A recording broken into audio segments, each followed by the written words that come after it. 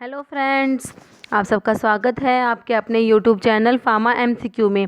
इस चैनल पर हम डिफरेंट एमसीक्यू सॉल्व करते हैं, वन लाइनर के क्वेश्चन डिस्कस करते हैं और प्रीवियस ईयर के क्वेश्चन पेपर डिस्कस करते हैं।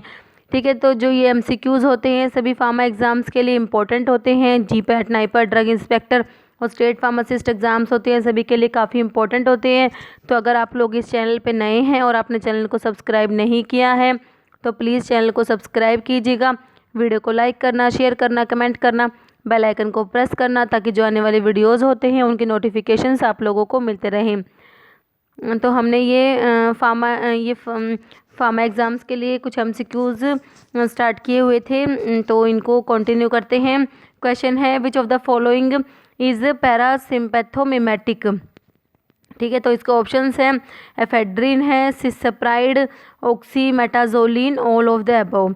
ठीक है, तो इसका आंसर क्या हो जाएगा? पैरासिम्पैथोमिमेटिक ये सिसप्राइड होता है। ठीक है, ऑप्शन बी जो हो जाएगा ये इसका आंसर है। ठीक है, सिसप्राइड जो होता है ये क्या होता है, ये जो एंटी एमिटिक ड्रग्स पढ़ते हैं उसमें, ठीक है, उसमें प्रोकाइनेटिक ड्रग्स जो आती है ना, प्रोकाइनेटिक ड्रग्स में आती है, उसमें डोमपेरिडोन आता है, ये तो उसमें सिसप्राइड भी आता है उसमें। ठीक है, तो ये क्या होता है? पैरासिम्पैथोमिमेटिक होता है। ठीक है, नेक्स्ट है, और इसमें जो एफेड्रिन है, एफेड्रिन क्या होता है? ब्रोंकोडाइलेटर होता है। ठीक है, एफेड्रिन जो होता है ये ब्रोंकोडाइलेटर होता है। ऑक्सीमेटाजोलिन क्या होता है? ये ऑक्सीमेटाजोलिन होता है, नेफाजोलिन होता है, जाइलोमेटाजोलिन होते हैं। ये इमिडाजोलिन कंपाउंड होते हैं और ये क्या होते हैं? नेजल डिकंजेशन में यूज़ करते हैं इनको। ठीक है, इनको ऑक्सीमेटाजोलिन और जाइलोमेटाजोलिन और एक होता है naphazoline. Next question is salbutamol is mainly. तो साल्ब्यूटामोल क्या है? इसको एल्ब्यूटिरोल भी बोलते हैं। साल्ब्यूटामोल को क्या बोलते हैं? एल्ब्यूटिरोल भी बोलते हैं। तो इसके ऑप्शंस हैं अल्फ़ा 1 एगोनिस्ट, ये 1 लिखा हुआ है। ठीक है, alpha 1 agonist, beta 1 agonist, beta 2 agonist, all of the above. तो साल्ब्यूटामोल क्या होता है? ऑप्शन सी हो जाएगा, बीटा 2 एगोनिस्ट होता है। क्या होता है? बीटा 2 एगोनिस्ट होता है साल्ब्यूटामोल। ये क्या होता है? ब्रोंकोडाइलेटर होता है, क्योंकि जो ये इसको किस में यूज़ करते हैं? ब्रोंकियल अस्थमा में यूज़ करते हैं। जो ये साल्ब्यूटामोल जो है ब्रोंकियल अस्थमा में यूज़ करते हैं, बीटा 2 एगोनिस्ट होता है। ठीक है, ब्रोंकोडाइलेटर होता है। और ये जो होता है साल्ब्यूटामोल का, कई बार क्वेश्चन क्या आता है, इसका साइड इफ़ेक्ट जो है वो मोस्ट इंपॉर्टेंट है, उस पर कई बार क्वेश्चन आते हैं। तो एक तो देखो इसका मसल ट्रेमर्स होता है। मसल ट्रेमर्स जो है इसका most common dose related side effect पूछे तो मसल ट्रेमर्स है। ठीक है, और जैसे एक तो हो गया most common dose related side effect हो गया मसल ट्रेमर्स। और भी साइड इफ़ेक्ट है इसके, पाल्पिटेशन है, रेस्टलेसनेस होता है, नर्वसनेस होता है और एंकल एडिमा होता है। ये सब इसके साइड इफ़ेक्ट है। तो कई बार क्वेश्चन आता है ऑप्शंस में, ये चारों होते हैं, मसल ट्रेमर्स है, रेस्टलेसनेस, नर्वसनेस। तो अगर इससे पूछे ना मोस्ट कॉमन कौन सा है, तो हमें ये मसल ट्रेमर्स ही करना होता है। ठीक है, वैसे ही सारे ही इसके एडवर्स इफेक्ट होते हैं। तो ये क्वेश्चन पहले आया हुआ है, मैंने आप लोगों के साथ डिस्कस किया भी हुआ है इसका साइड इफेक्ट वाला। नेक्स्ट है, तो इसका क्या हो जाएगा? बीटा 2 एगोनिस्ट हो जाएगा। नेक्स्ट है, for the calculation of the volume of distribution VD one must take into account. Options है concentration of substance in plasma, concentration of substance in urine, therapeutic width of drug action, a daily dose of drug. तो इसका हो जाएगा concentration of substance in plasma. ठीक है, option A right हो जाएगा इसका।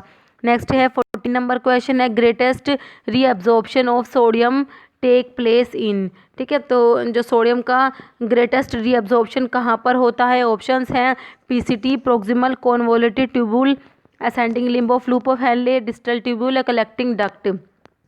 ठीक है, तो ग्रेटेस्ट रीअब्जॉर्प्शन कहाँ पर होता है? इसमें होता है ऑप्शन ए हो जाएगा, प्रोक्सिमल कॉन्वोल्यूटिव ट्यूबुल्स में। तो प्रोक्सिमल जो कॉन्वोल्यूटिव ट्यूबुल्स है इसमें 65 to 70% सोडियम रीअब्जॉर्प्शन होता है। ठीक है, 65 to 70%। और जो ascending limb of loop of Henley होता है इसमें 20 से 25% सोडियम का रीअब्जॉर्प्शन होता है। और डिस्टल ट्यूबुल में कितना होता है? 8 to 9% होता है। और जो कलेक्टिंग डक्ट है इसमें कितना होता है? 1 to 2% होता है सोडियम का रीअब्जॉर्प्शन। ठीक है, तो ग्रेटेस्ट रीअब्जॉर्प्शन कहाँ पर होता है? प्रोक्सिमल कॉन्वोल्यूटिव ट्यूबुल्स में होता है, 65 to 70% तक होता है। तो इसका ऑप्शन ए राइट हो जाएगा।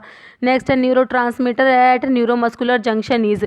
ऑप्शंस हैं dopamine, serotonin, acetylcholine, all of the above. ठीक है, तो सारे ही क्या होते हैं, न्यूरोट्रांसमीटर्स होते हैं, डोपामिन, सेरोटोनिन और एस्टाइलकोलिन। तो इसका ऑप्शन डी राइट हो जाएगा। नेक्स्ट है parasympathetic innervation of heart is through. Options है 3 and 5, thoracic nerve, trigeminal nerve, branchial nerve, vagus nerve. तो इसका ऑप्शन डी हो जाएगा, वैगस नर्व। ठीक है, parasympathetic innervation of heart is through, vagus nerve हो जाएगा इसका आंसर। नेक्स्ट है stimulation of the sympathetic system will cause. Options है bronchoconstriction, bronchodilation, no effect on airway, can not be predicted.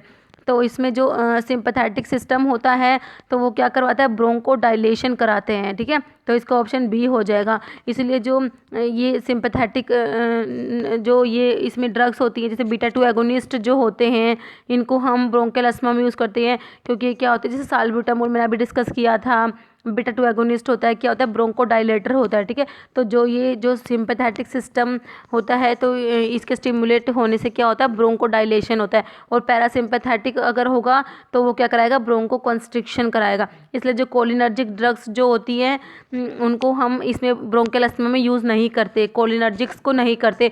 But जो anti cholinergics होते हैं उसमें ipratropium bromide और ट्राइट्रोपियम ब्रोमाइड, इनको ब्रोंकियल अस्थमा में यूज़ करते हैं।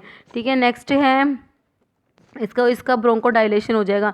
Central drug laboratory is located in. Options हैं Delhi, Lucknow, Kolkata, none of the above. तो सेंट्रल ड्रग लेबोरेटरी कहाँ पर है, तो इसका हो जाएगा कोलकाता हो जाएगा। सेंट्रल ड्रग लेबोरेटरी कहाँ पर है, कोलकाता में है। ठीक है, और ये जो लखनऊ में क्या है, सेंट्रल ड्रग रिसर्च इंस्टीट्यूट कहाँ पर है, लखनऊ में। CDRIL, इसको हम ऐसे याद रख सकते हैं, CDRIL, central drug research institute कहाँ पर है, लखनऊ में है। ठीक है, और इसका सेंट्रल ड्रग लेबोरेटरी कहाँ पर है, कोलकाता में। तो इसका आंसर हो जाएगा सी हो जाएगा ऑप्शन। नेक्स्ट है which of the following schedule to the drug and cosmetic rule refers to requirement for a pharmacy. तो इसके ऑप्शंस है schedule O, schedule N, schedule M और नन ऑफ द अबव। तो इसका हो जाएगा शेड्यूल एन हो जाएगा। ठीक है, ऑप्शन बी राइट हो जाएगा। नेक्स्ट है normal renal clearance in normal adult. तो ये इसका ऑप्शन है 80 ml पर मिनट, 100 ml पर मिनट, 120 ml पर मिनट, 160 ml पर मिनट। तो इसका हो जाएगा 120 ml। तो ऑप्शन सी जो है इसका राइट हो जाएगा, 120 ml पर मिनट आंसर हो जाएगा। ठीक है, तो इस वीडियो में इतना ही। अगर आपको वीडियो अच्छी लगी हो तो इसे लाइक करना, शेयर करना। Okay, thank you.